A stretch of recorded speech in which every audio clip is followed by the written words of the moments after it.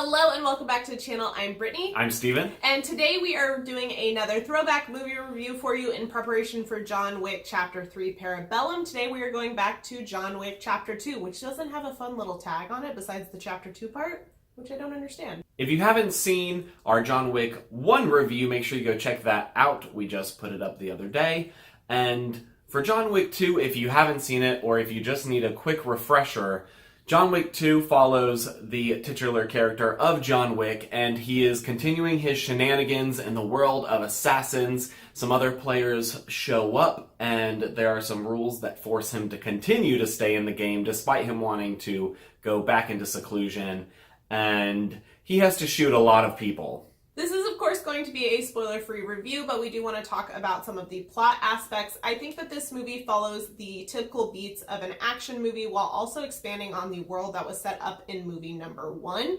I do think that this plot is a little more complex than number 1 and definitely draws you in a lot more, in my opinion. I think there's a lot more for you to focus on and grab onto. There are more players involved. But overall, I think that the plot lands really well and it keeps you engaged throughout the entire film. And so our main character, John Wick, has a lot going on for him this film. I feel like we get to see a lot more of his, deadliness in terms of his, thought process and preparation than the first one. I felt like the first one was a lot of,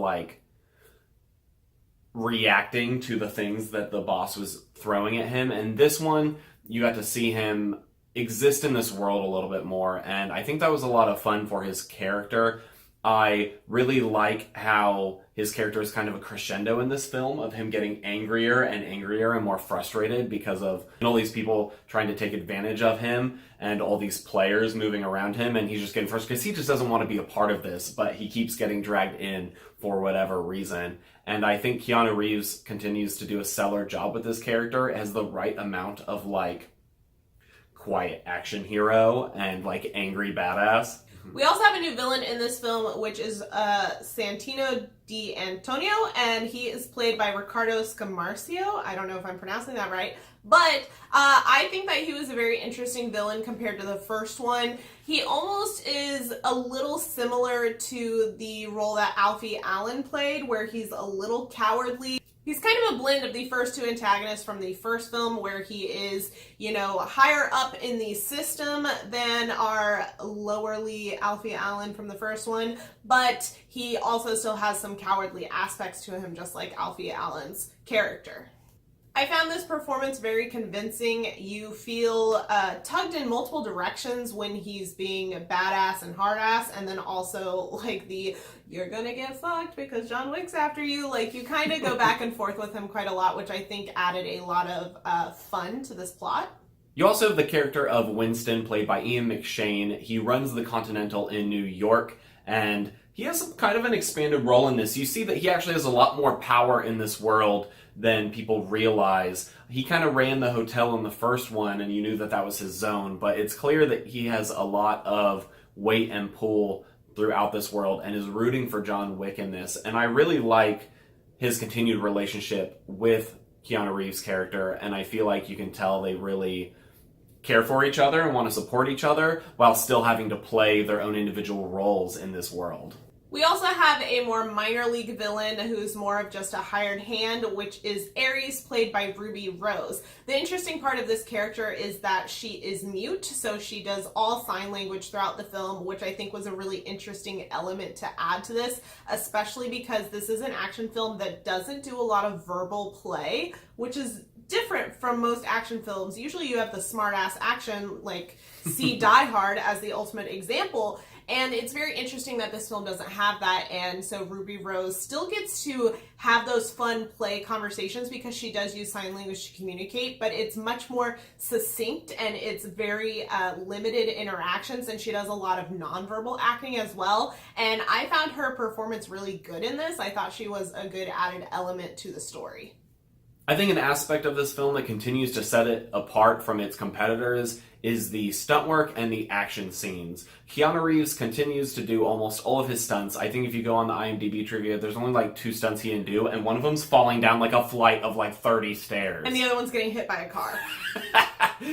But when you look at all the other things in this, there's other car crashes, other fight scenes, other crazy moves and action sequences that he does it all in this. And like I said in the first one, it just brings such a level of authenticity and so many like, oh, moments when he does something really cool because he's actually doing it on screen. The camera doesn't cut away or try to trick you into thinking he's accomplishing something he's not. He's actually doing everything, and it just makes it so much cooler than some other action movies.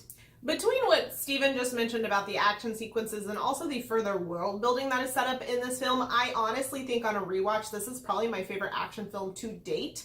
At least in a top like 2 or 3, if not top. I'd have to go back through my lists of action films, but it is so far up there, and the world building is such a huge component of that. As a sci-fi fantasy fan, world building is such an important aspect to those types of stories that it's something that I very much get invested in. And we got introduced to a little bit of that in the first one with the hotel and the rules and the assassin hierarchy, but this one drastically expands that. We are not only in New York, we are also in Rome, and we are focusing on a hotel there as well, and the different intricacies that go along with that. And we also get introduced to this concept of the high table, which I believe was slightly mentioned in movie number 1, but was not like explained what it is at all. And they are the overarching higher powers of this whole assassins network, and you got to kind of see some of the interworkings of that as the plot played out. And I just think it was fascinating, and I absolutely love how much they do the world building in this and how much they introduce and expand in this movie. It just enriches this franchise so much more. I think a big difference between this film and the first one is the tone. They definitely know where they're going with this franchise, and they embrace the like classic action movie, you know, tropes a little bit in this, just enough to where I think it's really tastefully done. You have a couple like scenes where John Wick will walk away and dramatically like turn and like nod at them, and like some music will start playing like as he like walks away. The funniest part of this movie for me was every time someone's like, John Wick. Like every time someone says his name, he just like, they're saying it at him as he walks away, and he just does this like, and then keeps going. It happens like 5 times in this movie, and it's hilarious every single time. Yeah, I felt like they were able to embrace some of the campier ideas around this idea of a world of all these assassins who have this whole society underneath our society, and I think they do a really good job of making that fun. And some of the goofier things, when you embrace the fun, it doesn't make them as goofy anymore. Instead of being like, well, that's kind of dumb. Like, that wouldn't actually work that way in the real world. So it's willing to sacrifice just a little bit of realism to allow this world to grow and have a lot more fun than it would otherwise, which is another thing I think takes it above the first film that takes itself pretty seriously. I think a huge example of that is our montage that we have in the middle of this film of him collecting all of the outfits and weapons and different things that he needs for this mission that he's going on. It's very James Bond, which I'm very into. And it's just embracing that campiness. That whole montage just is such an example of that.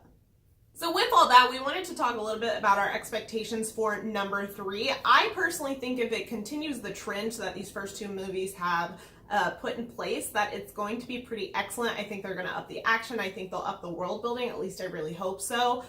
So I'm very excited to see what they do with this franchise. Honestly, if we just get more of the same, I will end up being extremely happy. I think both films have been so strong that, you know, if we have cool action sequences, fun set pieces, good villains, and John Wick being really angry and doing cool stuff, like, that's why you go to these movies, and I think this one's going to be really good. I mean, there's going to be samurais on motorcycles. Like, come on, team. Like, it's going to be good. Overall, overall, I think our thoughts on this film are very similar to the first film if you watched our review for that, and that is that this is an excellent action film. If you are an action fan in any form or fashion, I think that you will absolutely love this movie if you haven't already, and if you have already, go rewatch it because it's so much fun on rewatches. But overall, it's just a stunning film. I think that the franchise thus far is amazing, and it's just some of the best action we've seen come out of Western storytelling recently. But let us know down in the comment section below if you've seen this movie, if you like it, if you think it's better than the first one, or if you think the third one's going to be even better than the first two. And make sure you leave a like on this video. It really helps us out and lets us know you enjoy what we are making, and subscribe so you don't miss our review of John Wick 3 or any future videos. And we'll see you guys next time.